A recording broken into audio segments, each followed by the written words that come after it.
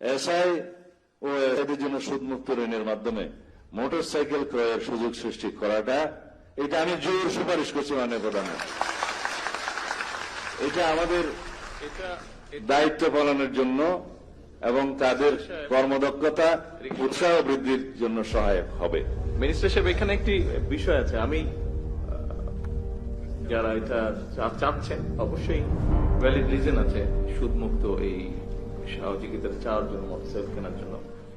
তবে এখানে বোধহয় একটা নৈতিক বিষয় যদি আমরা বিবেচনা করি, বিষয়টি হচ্ছে আমরা ব্যবস্থা করবার চেষ্টা অবশ্যই করব যাতে এই সমস্যাটা অ্যাড্রেস করা সম্ভব হয়। বাট আমরা কৃষককে যখন, যে কৃষক মাঠে কষ্ট করছে সেই কৃষককে আমরা সুদ সহ লোন দিচ্ছি।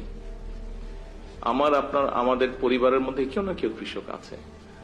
আর আমরা গাড়িটা যখন ক্রয় করছি বা গাড়িটা ক্রয় করার জন্য যাদেরকে সুযোগ দিচ্ছি তাদেরকে সুদ মুক্ত দিচ্ছি।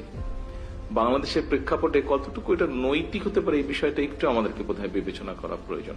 তবে মোটরসাইকেলটা হলে অবশ্যই পুলিশ বাহিনীর সদস্যদের কাজ করতে সুবিধা হবে, অফিসিয়াল কাজ করতে সুবিধা হবে। সেটার জন্য নিশ্চয়ই আমরা চিন্তা ভাবনা করে উপায় কোনো না কোনো একটি বের করতে পারবো নিশ্চয়ই, ইনশাল্লাহ।